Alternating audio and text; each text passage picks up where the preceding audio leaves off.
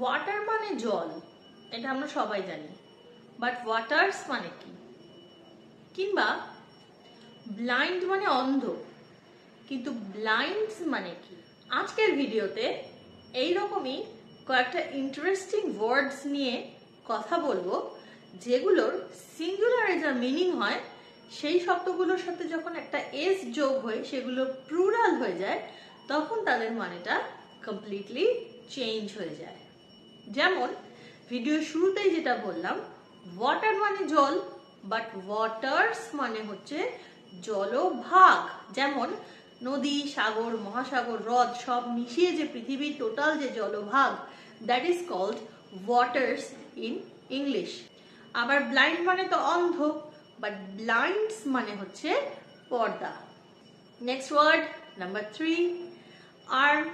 Arm মানে বাহু, কিন্তু আর্মস মানে হচ্ছে অস্ত্র শস্ত্র। Number 4, paper. পেপার মানে কাগজ, বাট পেপারস মানে হচ্ছে ডকুমেন্টস। Number 5, pain. পেইন মানে আমরা সবাই জানি ব্যথা, বাট পেইনস মানে হচ্ছে কঠিন পরিশ্রম করা। নাম্বার 6, স্যান্ড মানে বালি, বাট স্যান্ডস মানে হচ্ছে মরুভূমি। নাম্বার 7, কালার মানে রং, এটাও সবাই জানো, বাট কালার্স মানে হচ্ছে কোনো দেশের পতাকা। নাম্বার 8, উড মানে কাঠ, বাট উডস মানে হচ্ছে জঙ্গল। 9, ফোর্স।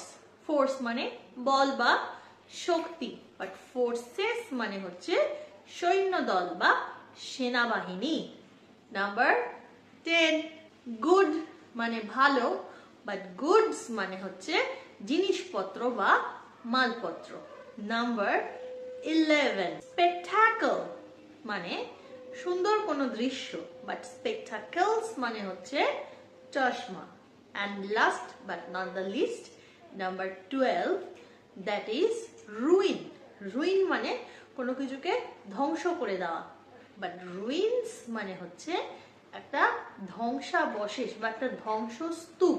তো আশা করি এই ওয়ার্ডস গুলো তোমরা এখন অনেকটা ক্লিয়ারলি জেনে গেলে কোনটার কি মানে, এবং যদি এর একটা পার্ট 2 দেখতে চাও তাহলে সেটা আমাকে কমেন্টসে অবশ্যই জানাবে, কারণ ইংলিশ ভোকাবুলারিতে এরকম প্রচুর ওয়ার্ডস রয়েছে ইজিলি, যেগুলো দিয়ে একটা পার্ট 2 বা এমনকি পার্ট 3ও করা যেতে পারে। সেটার জন্য আমাকে জানাতে হবে।